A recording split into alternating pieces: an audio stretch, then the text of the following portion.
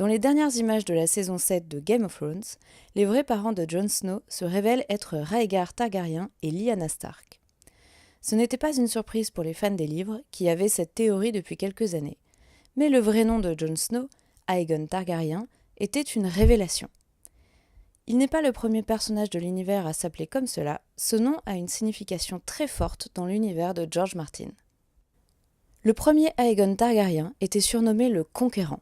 C'est lui qui a conquis le continent de Westeros et en a fait un seul royaume. Enfin, sauf Dorne qui a résisté près de 200 ans. La famille Targaryen vient de l'ancien empire Valyria qui dominait une grande partie du monde connu grâce à ses dragons et la magie, jusqu'à ce qu'une catastrophe naturelle éradique complètement le pays. Mais les Targaryens s'étaient exilés quelques années avant près de Westeros. Un siècle plus tard naît Aegon Targaryen. Au lieu de s'intéresser aux cités d'Essos comme ses prédécesseurs, il planifie sa conquête de l'Ouest. Avec ses sœurs épouses Visenya et Rhaenys, quelques alliés et surtout 3 dragons, il va conquérir chacun des royaumes de Westeros, qui étaient à l'époque tous indépendants et passaient leur temps à se faire la guerre entre eux. Tout ça en moins de 2 ans. Et après, il a réussi à maintenir la paix sans trop de soucis et a fondé une dynastie qui a duré près de 300 ans. Ouais, le gars c'était pas n'importe qui. C'est pour ça que ce nom a une vraie importance. Nommer son enfant Aegon, c'est espérer qu'il ait la même grandeur et qu'on se souvienne autant de lui que le conquérant. Est-ce que c'est un bon présage pour l'avenir de Jon Snow ?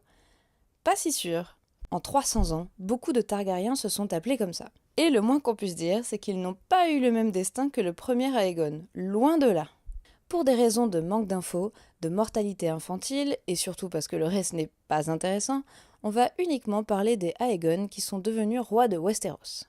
Le deuxième roi Aegon Targaryen n'a pas vraiment été populaire. Il a été couronné très rapidement après la mort de son père Viserys, car il y avait 2 héritiers qui s'opposaient pour devenir le nouveau souverain. Sa demi-sœur Rhaenyra avait été déclarée héritière par son père, car elle était sa seule enfant avant qu'il ne se remarie et qu'Aegon naisse. 2 partis ennemis se sont affrontés pendant des années, attendant que Viserys meure pour voir qui allait gagner. Bonne ambiance. Forcément, Rhaenyra n'allait pas laisser Aegon faire, et un des épisodes les plus sanglants de Westeros a commencé, la danse des dragons. Malgré son nom joyeux, il s'agit d'une guerre qui a provoqué la mort de beaucoup de sujets du royaume, de beaucoup de Targaryens, mais aussi de quasiment tous les dragons qui se sont entretués. Le bain de sang ne se termine qu'à la mort de Rhaenyra et d'Aegon après seulement 2 ans de règne. Son successeur est un 3e Aegon, qui est d'ailleurs le seul fils resté vivant de Rhaenyra. La preuve que ça n'avait vraiment servi à rien tous ces combats. Aegon III est connu sous le nom de Fléau des Dragons. Ça fait super classe comme ça, en fait c'est carrément ironique. Imaginez-vous que quand il avait 10 ans, cet Aegon a vu sa mère Rhaenyra mourir devant ses yeux, car Aegon II l'avait donné à bouffer à son dragon. Du coup, il était pas super joyeux comme gars, vu que tout le reste de sa famille s'était entretué. Et il aimait pas beaucoup les dragons non plus, mais en même temps, on peut pas le blâmer. Le dernier dragon est mort pendant son règne, et on le soupçonne de ne pas avoir fait de gros efforts pour empêcher leur extinction. Son petit-fils, Aegon IV, est considéré comme un des pires rois de l'histoire de Westeros. Quand il n'était que prince, il était vu comme intelligent, beau et athlétique. De bonne qualité pour un roi, donc. Pourtant, il a connu une fin absolument ignoble. Son poids étant devenu très élevé, il ne lui permettra plus de se lever de son fauteuil et il commence tout simplement à pourrir sur place, lentement. C'est un roi complètement dévoré par ses passions.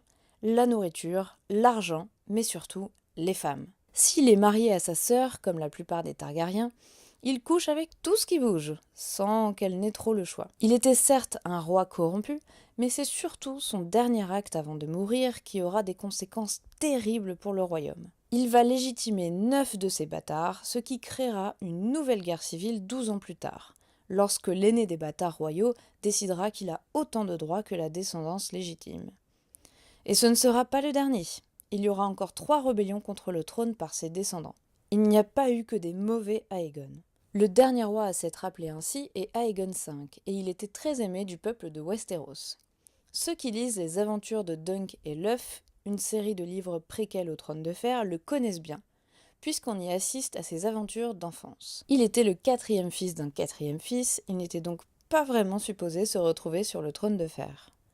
Mais son père, puis ses 2 premiers frères, sont morts jeunes, et le 3e, Aemon Targaryen, a refusé le trône pour rester maître, et s'est exilé sur le mur pour éviter qu'on l'utilise comme pion politique contre son frère. C'est d'ailleurs lui qu'on voit aux côtés de Jon Snow dans la série et les livres. La noblesse méprisait Aegon V parce qu'il avait passé sa jeunesse comme écuyer auprès d'un modeste chevalier, mais le reste du peuple, lui, avait enfin un roi qui le comprenait. À la fin de sa vie, il cherchait à tout prix un moyen de faire revivre les dragons pour que les Targaryens retrouvent du pouvoir face aux grandes familles de Westeros.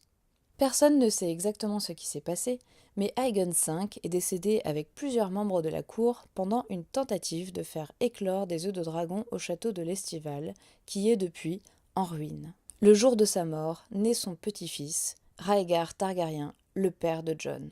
Figurez-vous que Rhaegar a nommé 2 de ses fils Aegon. Il a eu le premier avec Elia Martell, son épouse légitime. C'est lui qui est assassiné par Gregor Clegane, alias la Montagne, alors qu'il n'avait même pas 1 an. Puis le second, Jon Aegon, avec Lyanna Stark. Alors non, il n'avait pas un gros manque d'imagination. Si on suit les indices cachés dans les livres, il semblerait plutôt que Rhaegar croyait en plusieurs prophéties. Vous les avez déjà entendues dans la série et dans les livres, il s'agit du prince qui fut promis et de celle qui parle du dragon qui a toujours 3 têtes. 3 têtes comme les 3 enfants de Rhaegar. On espère qu'il avait raison sur l'avenir de son fils et qu'il aura vraiment un destin exceptionnel. Et pas trop triste, de préférence. Vous aussi, vous avez peur de ce qui va lui arriver à la fin de la saga ? Dites-moi tout en commentaire, qu'on essaye de se rassurer tous ensemble.